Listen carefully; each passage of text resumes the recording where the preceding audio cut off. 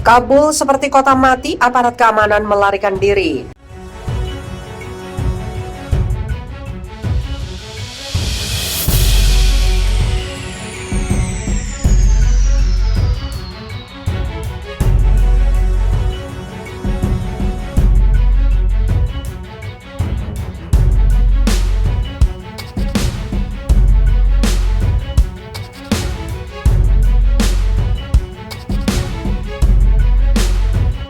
Jalan-jalan di kota Kabul sepi pada Senin pagi 16 Agustus 2021, sehari setelah gerilyawan mengambil alih ibu kota Afghanistan itu tanpa pertempuran.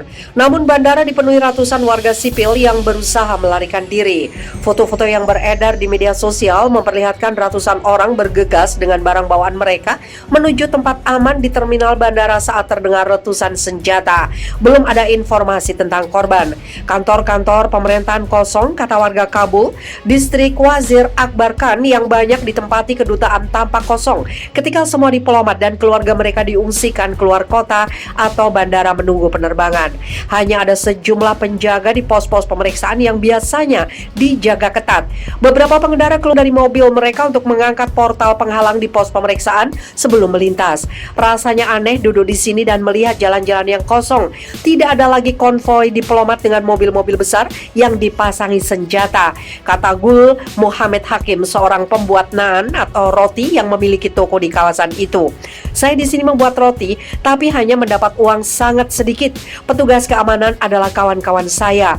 Mereka telah pergi. Dia belum kedatangan pembeli katanya dan masih tetap memanaskan tandor atau oven dari tanah liat sebagai antisipasi.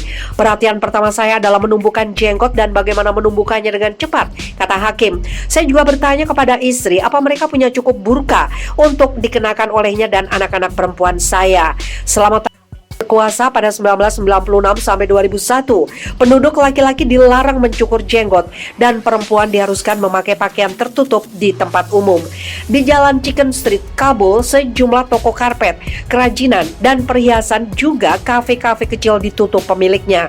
Sherzad Karim Stanekzai, pemilik toko karpet dan tekstil, mengatakan dia memutuskan untuk tidur di tokonya yang tutup untuk menjaga barang-barangnya. Saya benar-benar terkejut, masuknya membuat saya takut, tapi Presiden Ashraf Ghani pergi meninggalkan kami semua dalam situasi yang memburuk ini. Saya kehilangan 3 saudara dalam 7 tahun selama perang ini. Sekarang saya harus melindungi bisnis saya. Dia mengaku tidak tahu dari mana pelanggan nanti akan datang. Saya tahu tidak akan ada lagi warga asing, orang-orang internasional yang akan datang ke Kabul. Pemimpin katakan para perjuang mereka telah diperintahkan untuk membiarkan warga setempat melanjutkan aktivitas sehari-hari dan tidak melakukan apapun yang membuat takut warga sipil. Hidup normal akan terus berlangsung dengan cara yang lebih baik. Itulah yang bisa saya katakan untuk saat ini, kata dia kepada Reuters lewat WhatsApp.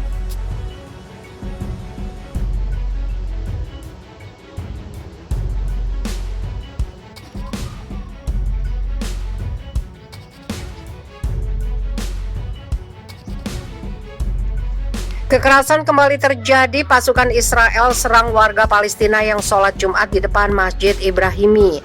Pasukan keamanan Israel menggunakan granat kejut untuk membubarkan kerumunan jemaah muslim yang melakukan sholat Jumat di luar Masjid Ibrahimi di kota Hebron, tepi barat. Setidaknya 1 orang terlihat dibanting ke tanah dan ditendang oleh pasukan Israel. Tidak segera jelas apa yang memicu kekerasan itu.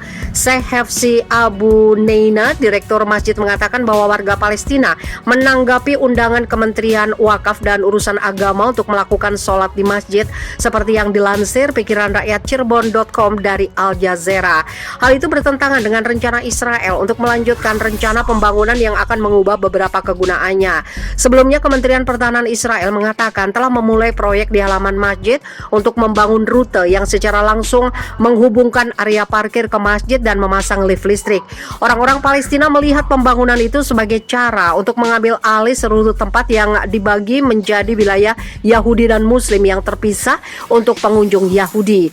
Usai adanya rencana itu, Kementerian Wakaf dan Urusan Agama mengumumkan penutupan semua masjid di kota Hebron. Mereka juga meminta para jemaah untuk melakukan sholat Jumat di Masjid Ibrahim sebagai bentuk kecaman terhadap pendudukan Israel.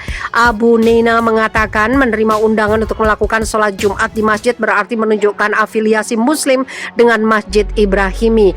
Sebelum masuknya jemaah ke masjid, tentara Israel menambahkan pasukan di pintu masuknya, menyebarkan tanggul besi di halaman dan memeriksa identitas jemaah dan jurnalis. Seorang saksi mengatakan bahwa pasukan Israel mengizinkan para jemaah untuk memasuki masjid satu persatu. Hal itu mengakibatkan kemacetan di penghalang yang sudah ada sebelumnya yang mengarah ke tempat ibadah. Sholat di masjid biasanya dikenakan pembatasan keamanan yang ketat karena jemaah harus melewati beberapa penghalang dan gerbang elektronik sebelum mencapai tangga menuju tempat sholat. Situs suci itu dihormati oleh orang Yahudi dan Muslim sebagai situs pemakaman para pemuka agama.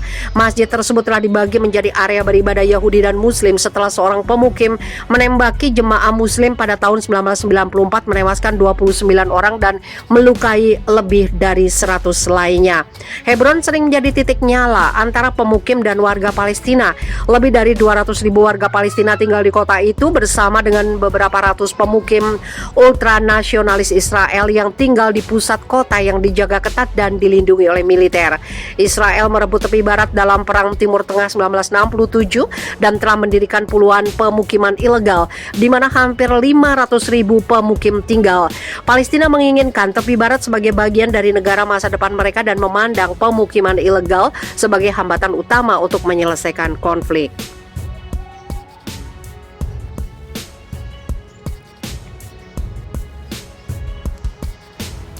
Mereka juga meminta para jemaah untuk melakukan sholat Jumat di Masjid Ibrahim sebagai bentuk kecaman terhadap pendudukan Israel.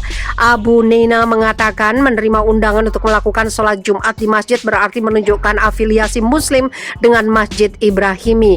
Sebelum masuknya jemaah ke masjid, tentara Israel menambahkan pasukan di pintu masuknya, menyebarkan tanggul besi di halaman dan memeriksa identitas jemaah dan jurnalis. Seorang saksi mengatakan bahwa pasukan Israel mengizinkan para jemaah untuk memasuki masjid satu persatu. Hal itu mengakibatkan kemacetan di penghalang yang sudah ada sebelumnya yang mengarah ke tempat ibadah. Sholat di masjid biasanya dikenakan pembatasan keamanan yang ketat karena jemaah harus melewati beberapa penghalang dan gerbang elektronik sebelum mencapai tangga menuju tempat sholat. Situs suci itu dihormati oleh orang Yahudi dan Muslim sebagai situs pemakaman para pemuka agama.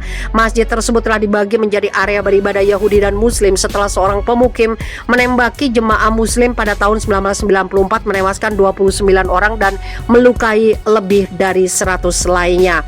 Hebron sering menjadi titik nyala antara pemukim dan warga Palestina.